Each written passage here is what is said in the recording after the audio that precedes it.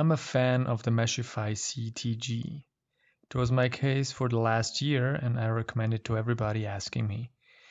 If you don't need space for 1,000 SSDs, hundreds of radiators, hard drives, and an SSIE B mainboard and so on, it's perfect. For me, this tight little inexpensive case has everything I needed. Not too much of it, but with all the options to install the hardware I wanted. That was until I got my hands on the Asus Rampage VI Extreme. I would need extended ATX support, and even though I looked at the likes of Fantex Evolve X, in the end I got myself a second Meshify C and a plan. I knew from the specifications that the mainboard wouldn't fit. And here lies the problem for extended ATX in the Meshify C. To have more space for cables in the back, the front part of the mainboard tray with the grommeled pass-throughs is at an angle and not in line with the mainboard tray itself. I thought that with luck it might fit anyways, as the Rampage VI Extreme is only 3 cm longer than a standard ATX board and not full extended ATX. But I didn't account for the mainboard backplate and how impossibly tight the cabling would be, so it didn't work. I am very disappointed! It must work though, somehow. So this was the plan. I would cut out this portion of the mainboard tray in the hopes that the structure of the case is strong enough. Once the mainboard would fit, I would work from there. But how to cut the metal? I thought the Dremel would work well, as seen in other videos, but I found out quickly that in an apartment block in the midst of the city, no matter where, even in the cellar, flying sparks and the insane loud noise was just too much. I managed 2 small cuts in around 15 minutes, and I was sure to do the rest I would need an hour.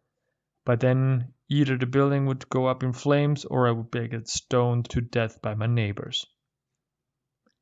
So, checking the internet for cutting metal options, checking saws, metal scissors, etc., I ended up finding the nibbler tool. You mount it on an electrical drill and it cleanly punches out small metal pieces one after the other. Presumably not too loud, without sparks, fast and with better results in a short time than with the Dremel. And look here, it worked wonderfully. Being my first time using it, the lines are not perfect, but I was really happy nonetheless. One small detail though, I had to leave this rivet due to structural stability, so I cut around it and bent it backwards so it wouldn't be in the way of the mainboard. Next step was to check if I can get all the cables to fit to the back or if I would have to cut some additional holes for the 24-pin cable.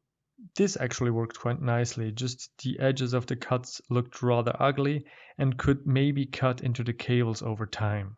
But hey, I had the rubber from the grommeled pass-throughs that weren't needed anymore.